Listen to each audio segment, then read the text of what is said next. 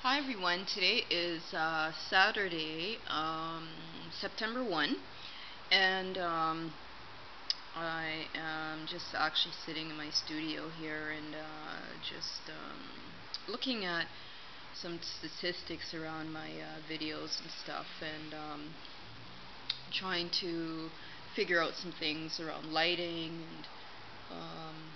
and just spicing up things a little bit. So um, looking at ways to sort of image myself on video, and just sort of playing with this sort of cinema and film thing. So one of the things that I was just actually thinking about was Steve Biko, and what really happened to Steve.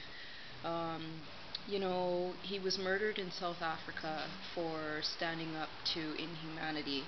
Um, as it related to the very poor treatment of black people in South Africa. And I don't like to focus on racism and all these negative things, but people have to understand that it's very strange for us to hear some of these comments, and to even read about Steve Biko and how he advocated for the empowerment of marginalized black people, and yet he was murdered for this. And, I haven't seen the movie Cry Freedom yet. Sorry.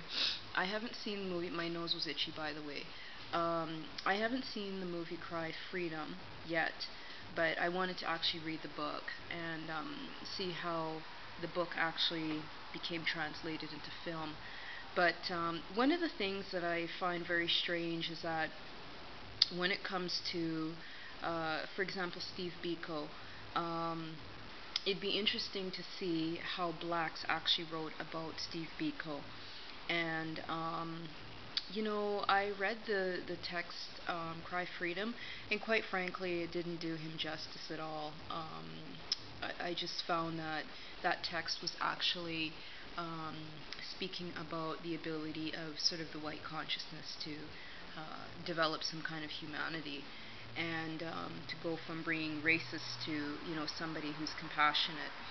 And I still didn't understand from the text Cry Freedom what exactly Steve Biko was trying to do.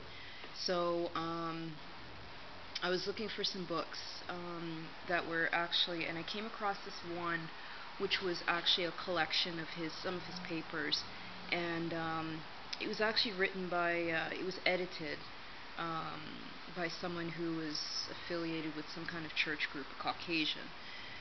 So, Steve Biko, I'd like to hear your thoughts about his situation. Why did they murder him? And, at what point does this stop? We have even situations here in Canada where you have, you know, blacks that are, completely dehumanized in the most disgusting and the most shameful ways. And, it seems to become some kind of party time for people. So, me personally, I find that very, very sad.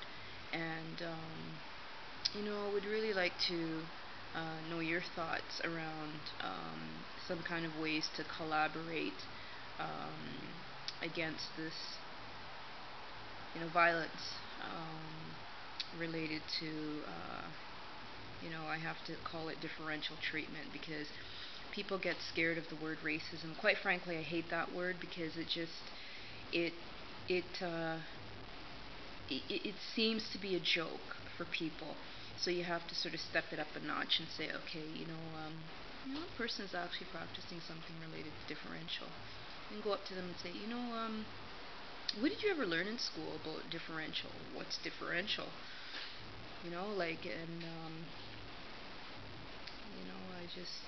don't know. Sometimes I just really have to wonder. So, not to digress or anything, but what are your thoughts about Steve Biko?